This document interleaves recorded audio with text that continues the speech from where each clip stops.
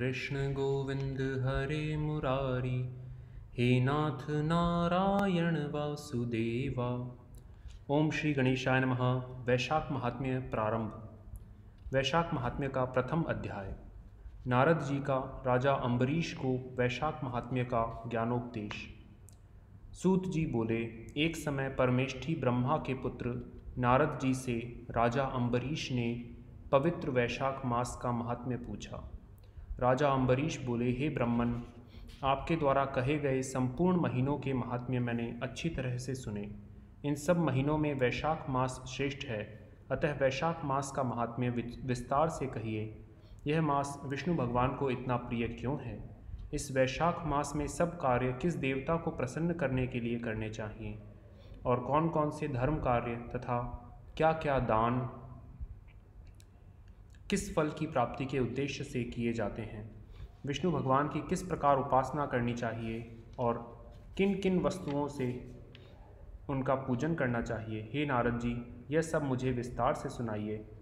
मुझे सुनने की प्रबल इच्छा है, मैं श्रद्धा से सुनूंगा।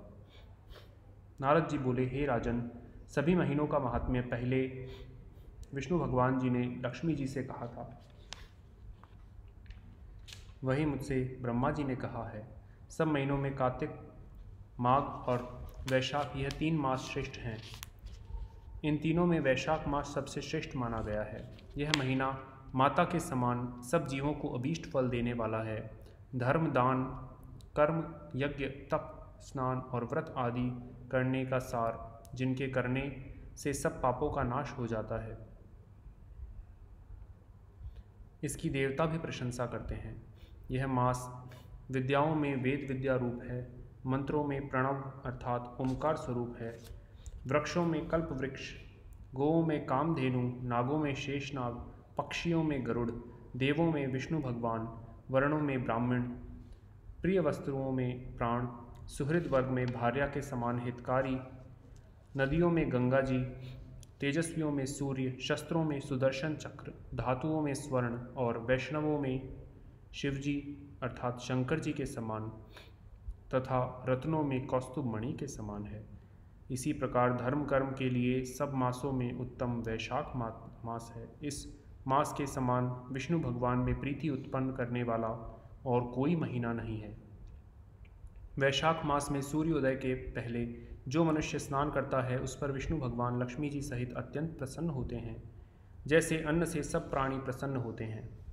मेष राशि के सूर्य में वैशाख मास में प्रातःकाल जो मनुष्य स्नान आदि नित्य कर्म नियम करता है अथवा दूसरे मनुष्य को देखकर उसका अनुमोदन करता है, वह विष्णु भगवान के लोक को जाता है। जो एक बार भी स्नान कर आहनिक कर्म करता है या एक पग भी चलता है, उसे 10,000 अश्वमेध यज्ञ करने का फल मिलता है।